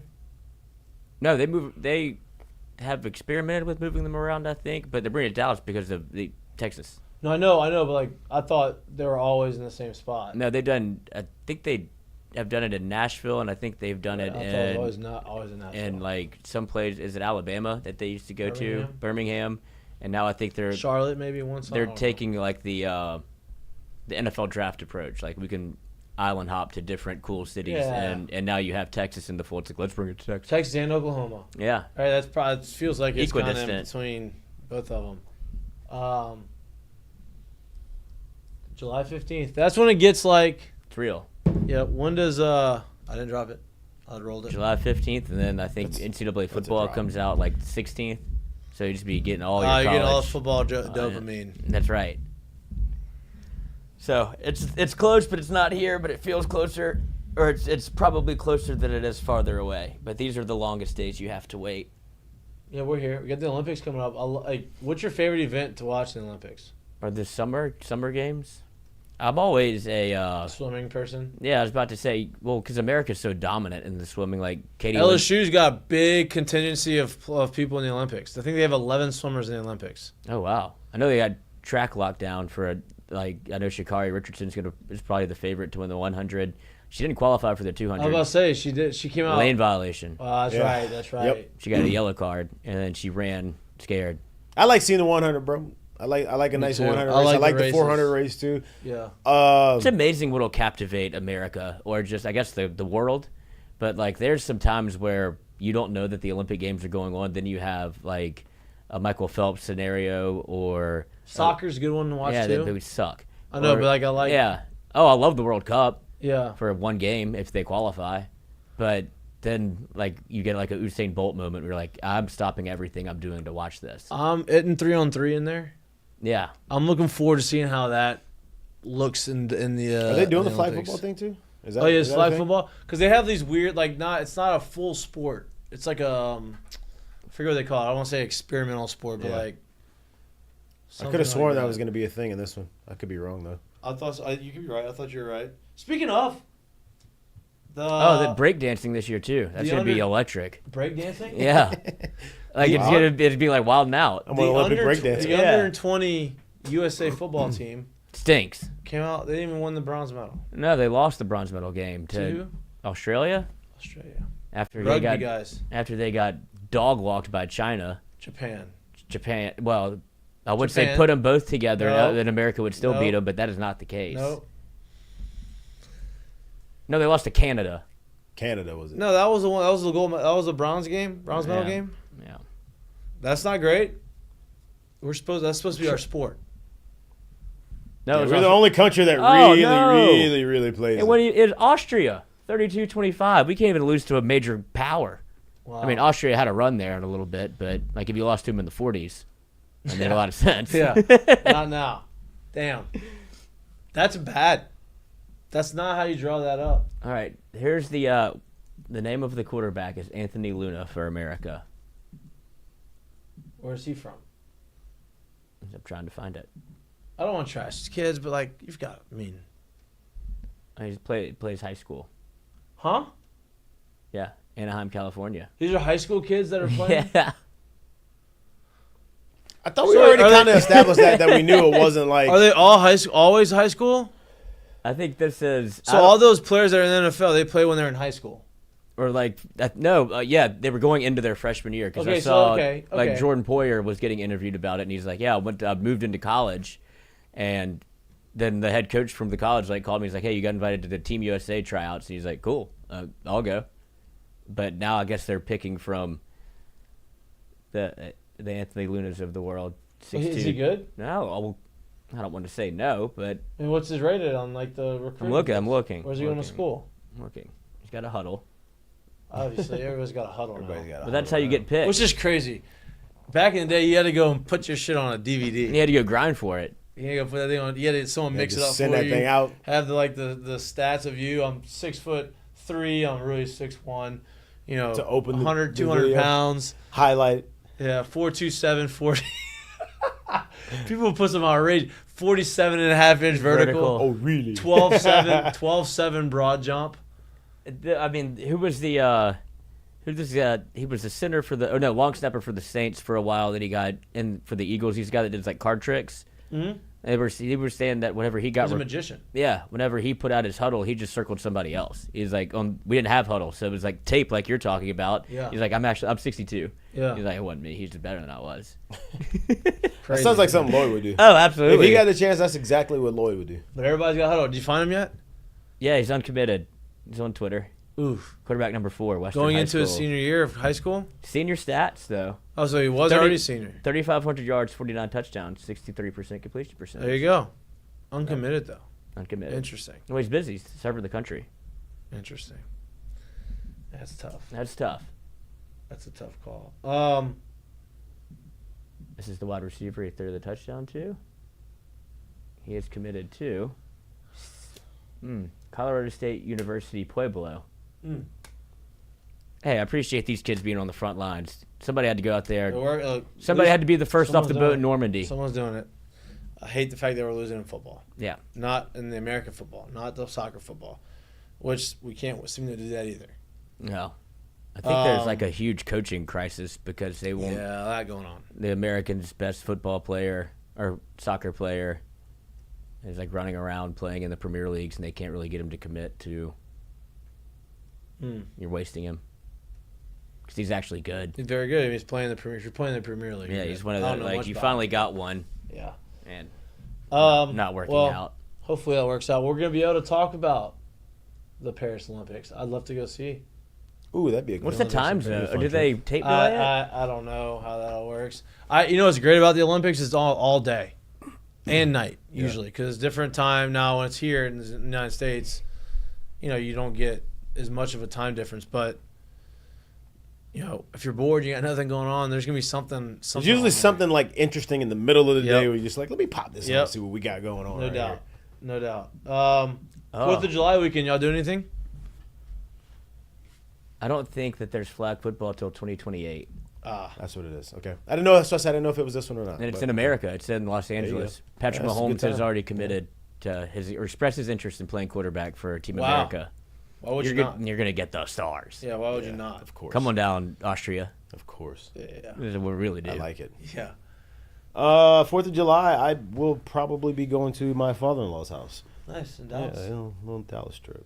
Good for you. What about you, Lloyd? Usually circle the calendar for maybe one of the preeminent, probably most competitive sporting events in the world with the hot dog eating contest. Well, I know what you. this is Used to be, interesting- may not interesting be. One. This actually may be more competitive. Actually, I'm about to say, I don't It even would know be if we more could call competitive. it. I'm about to say, I don't know if we could call it the most competitive because the same guy has been dominating That's what I it mean. for so long. Hey, competition is what do me you feel about versus that? How do you myself feel about that? sometimes. How do you feel about that? What, Chet's not leaving? Yeah, It's well, brutal. He He did try to he sold out for the money. see. I think this was just a long con because I'm sure you saw the Netflix live event that will be going on July 8th, I believe.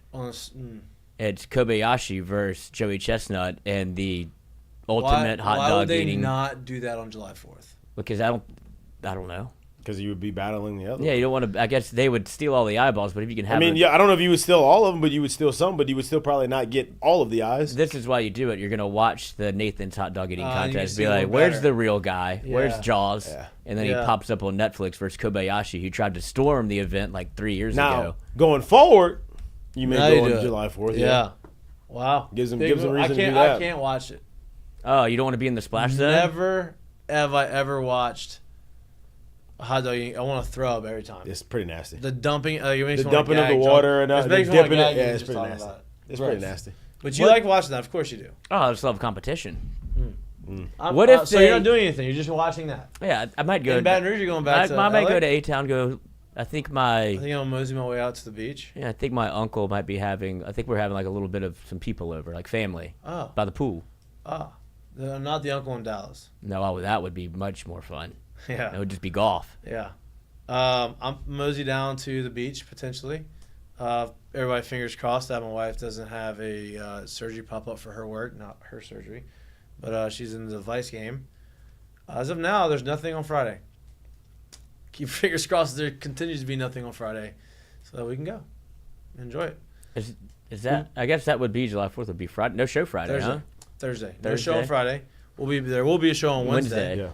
Yeah. We'll be back live same time, 6 to 8 p.m. It'll be Ask Mikey and Mitch. We'll get some guests on today. We've had a lot that we wanted to recap on from the weekend.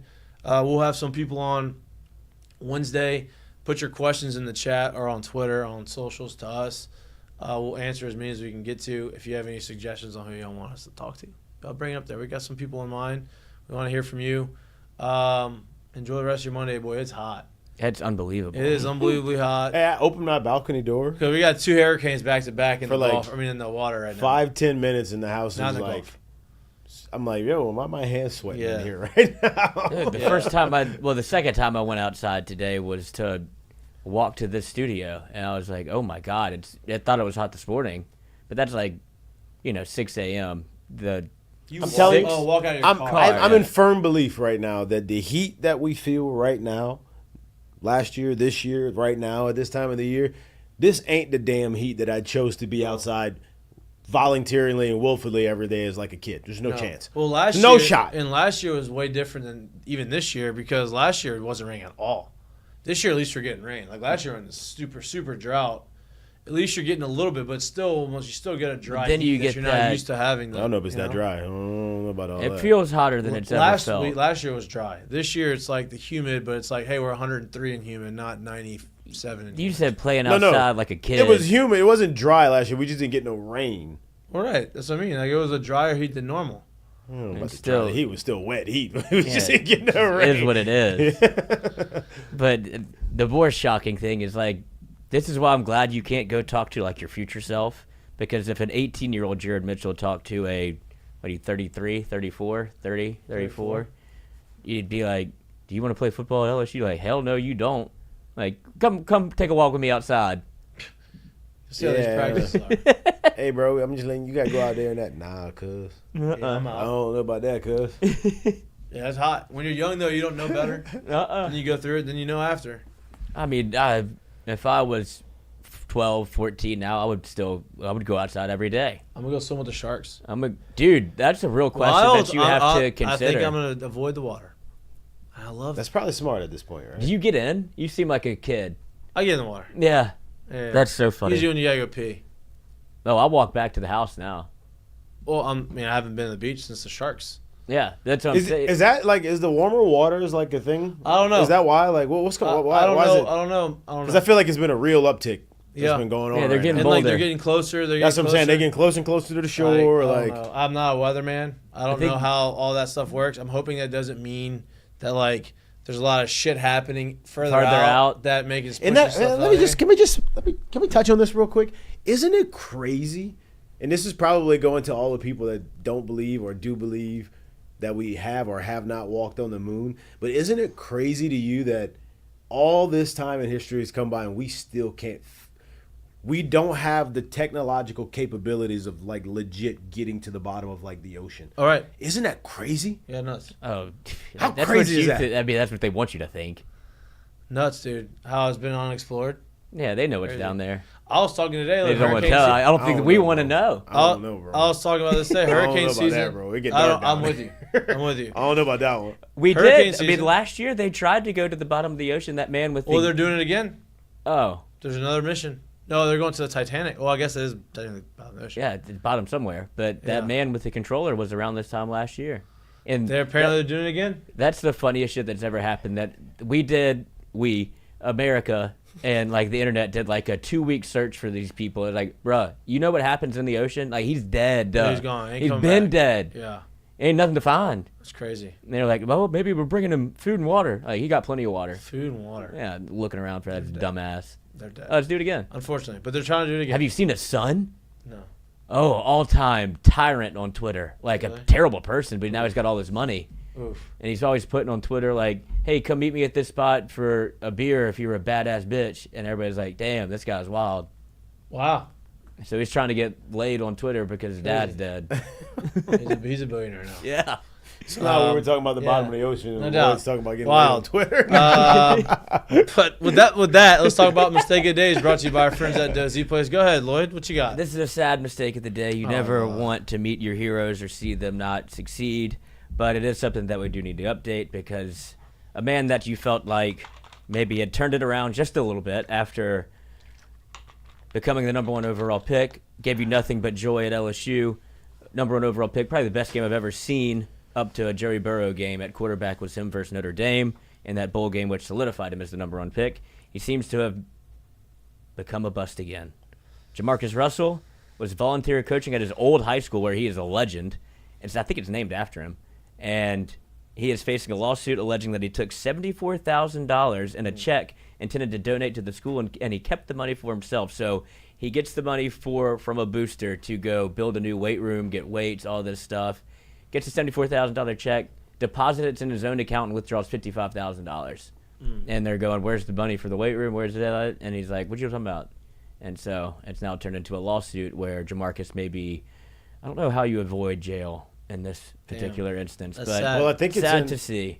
That's in a civil court now, right? Because technically, I think the check was written to him. Right. Well, that's the only way you can cash it. Right. Well, deposit. that's it. That's So where, I think you kind of avoid jail. Like if you wrote the check to him, I think you avoid jail time. I think if anything, he's gonna have to pay it back. But obviously, like the school fired him. Dude, that's a sad one. Banned him. For what is, I can tell you right now, the best arm I ever got to play with, and one of the most talented people I've ever seen, like on a football field. Sad to see someone who was turning things around and things were going better for. That's tough news to break. All-time quote guy too. We've interviewed him a couple of times, and he is electric on the microphone. Yeah. Like they said he was wild at practice. I imagine you could attest to that. Like he came on Hester's show when I worked over there, and he was telling stories about how he would like take the snap and like be telling him like, "Go run his ass over, 18." Like was trying to like pep him up while he was handing him the football. I was like, Hester's like, that has never happened, and that hasn't happened since in my life of him like talking to me while I'm trying to focus. That's crazy. Yeah, he was One of a kind. one of a kind. One of a kind. Seriously. But if it's made out to him, there's a world. No, it's civil. Well, that's why it goes to the civil court too. There's a world. Um, There's a world. Get yourself out of this. Curtain Call brought to you by our friends at Assured Partners. And curtain call, good. Another blast from the past, as this should have been whenever this came down years ago, which was put college football in the sports world on its ear. Whenever you had the first major scandal, I would say, come out in college football about pay for play, and it wasn't even pay for play. But this is. What a big thing that was. It was huge. It was remember the thinking, biggest like, thing this in is so sports, stupid. and it was when Ohio State was pretty much at the peak of its powers. They're playing in national championships. They were getting #1 recruits, and obviously it's the tattoo scandal with Terrell Pryor, Trussell, and it ends up Trussell getting banned from college football for 5 years and can't coach, and now you have players in the NIL era and today's era, where this is what it should have been the entire time, going to tattoo parlors and grifting them jerseys for tattoos. It's what we were trying to do. It took us a while to get there. We finally figured it out. Damn, that sucks. Wow. What a world.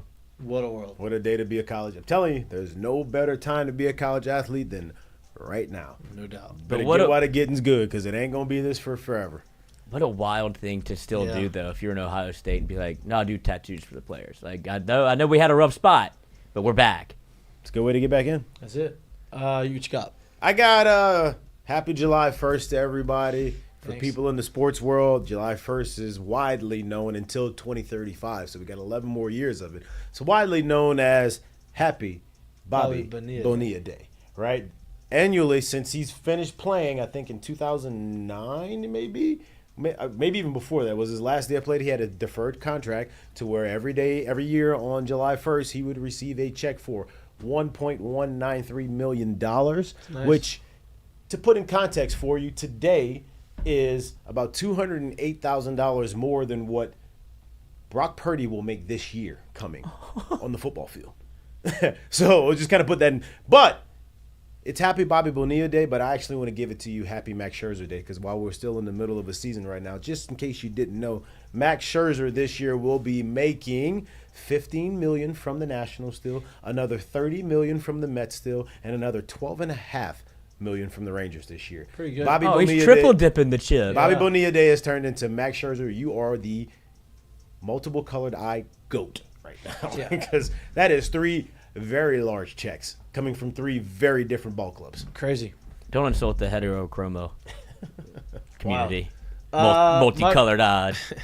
My curtain call, staying on the baseball train, is, we talked about him earlier, is Aaron Judge. We talked about his numbers and how historic his numbers are. For comparison, here's just a random stat. Bryce Harper won the MVP in the 2021 season. Great player. Hit .309 for the year with 35 home runs and 84 RBIs and a 5.9 WAR. Aaron Judge, in comparison, this year, hitting .313 with Not this 30. year. This half. This year through June. Yeah. Since July 1, .313, 31 home runs, 82 RBIs, also a 5.9 WAR. This is before July has even hit. So, just to put into perspective, Bryce Harper's MVP season 3 years ago, Aaron Judge has already surpassed that basically in one half of the season. 3 years ago is now being done by someone at the halfway point of the year. Wild. That is insane. Wild. Great season. And what did Freddie Freeman do last year, by the way? 31 home runs and 86 RBIs. 300. That was last year. 23. Crazy. And nobody knows about it. Nobody knows about it. They should, though. All right. Enjoy the rest of your Monday. Stay inside. It's very hot. If you're going to walk your dog, I guess now is time to do it. You don't want to put them out in the middle of the summer, middle of the heat. We'll be back Wednesday live from 6 to 8 p.m. Ask Mikey and Mitch. Also, special guests from whoever wants to come on the show. Open invitation. We got some in mind. What's that? It's an open invitation. Open invitation. We got some in mind. We'll be back on Wednesday. Enjoy the rest of your Monday. We love you. Peace. Peace.